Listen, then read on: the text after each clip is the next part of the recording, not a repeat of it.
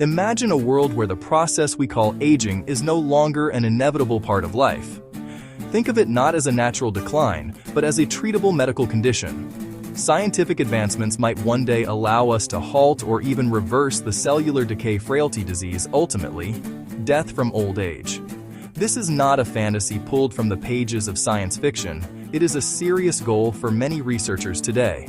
The prospect of curing aging opens a door to lives that could stretch for centuries, free from the ailments that have plagued humanity for millennia. This possibility feels like a dream to many people who have watched loved ones suffer the indignities of old age. This powerful idea, however, forces us to confront a profound ethical question. If we develop the technology to stop aging, should we use it? Should we allow people to live for as long as they choose, potentially indefinitely? The question is not merely a scientific one about what we can do, but a moral one about what we ought to do. Answering it requires us to look beyond our immediate desire to conquer death and consider the full spectrum of consequences for individuals, our societies, the planet we all share. It is a debate that touches upon our deepest values regarding life fairness, the very meaning of our existence. The stakes in this discussion are immense. On one hand, a cure for aging promises to eliminate a vast amount of suffering. The pain, dementia, and loss of independence associated with old age could become relics of the past, just as diseases like smallpox are today. People could have more time to pursue their passions, deepen their relationships, contribute to the world. The collective knowledge and wisdom of humanity could expand exponentially as brilliant minds are given centuries, not decades, to work and create. It is a vision of a world with less grief and more opportunity, a goal that seems undeniably good. Yet, on the other hand, this same technology could unleash a torrent of unprecedented problems. It could create a world of staggering inequality, where a wealthy elite enjoys perpetual youth while the majority live and die as they always have. While the vision of a world without aging is appealing, we must confront the most immediate and daunting practical objection: overpopulation. Our planet currently holds over 8 billion people, and our collective activity is already placing an enormous strain on its resources.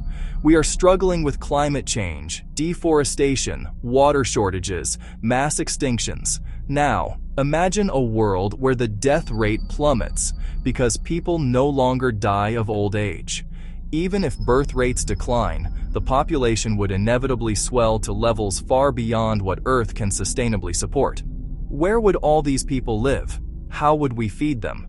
The dream of individual immortality could lead to the collapse of our shared global ecosystem. This demographic explosion would intensify every environmental problem we currently face.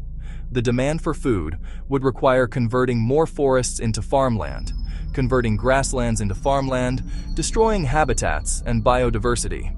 The need for energy would likely lead to a massive increase in the burning of fossil fuels, or the construction of risky power plants, further destabilizing our climate.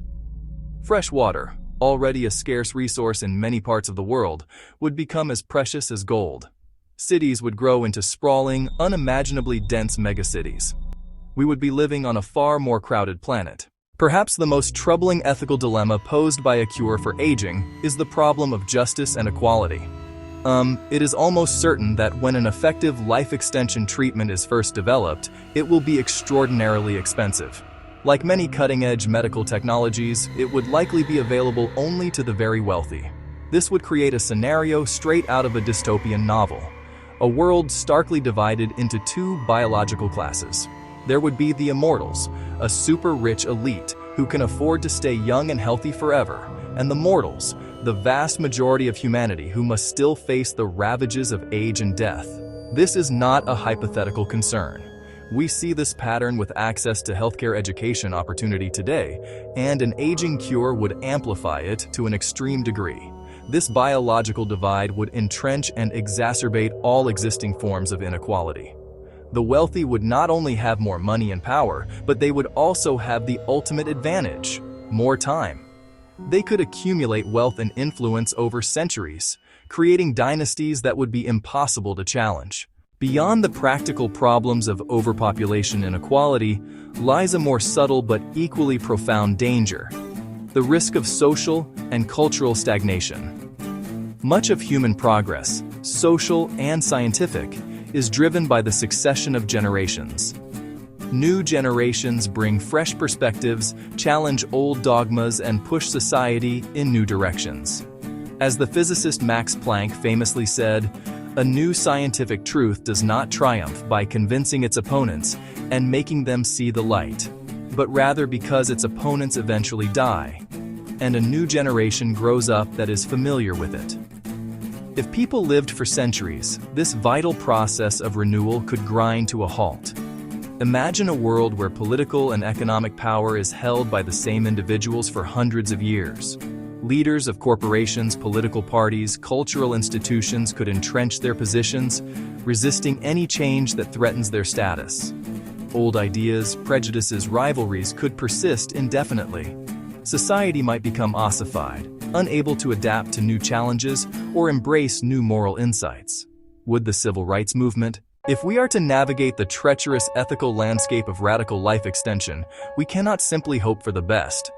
We must proactively establish a clear set of rules and principles to guide the development and deployment of this technology. The first and most fundamental principle must be safety. Any treatment that promises to alter the basic biology of aging must be subjected to the most rigorous and long-term testing imaginable. We must be certain that it does not have unforeseen side effects that could be worse than aging itself. The old medical maxim, "First, do no harm," must be our unwavering guide. Rushing a partially tested technology to market would be an act of profound irresponsibility. The second core principle, as discussed, must be equitable access. If a cure for aging is developed, it cannot be treated as a luxury good. It must be recognized as a fundamental human right. This would require global agreements and institutions to fund and distribute the treatment universally, ensuring that it reaches the poorest and most remote communities. We could model this on global vaccination programs. This is a monumental challenge, but it is not optional. An aging cure that is not for everyone should be for no one, as the social poison of a bio-privileged class would be too toxic for any society to endure. As we weigh the immense promise against the profound perils, should we let people live forever? Is not the right one. The technology is unlikely to offer true immortality, but rather a significant extension of healthy life. The real question we must face is more complex. Under what conditions would it be right to introduce a cure for aging? The answer, it seems, depends entirely on our willingness to prepare for it. If we simply stumble into this new reality, driven by market forces and individual desires, the result could be catastrophic: inequality, environmental collapse, social stagnation.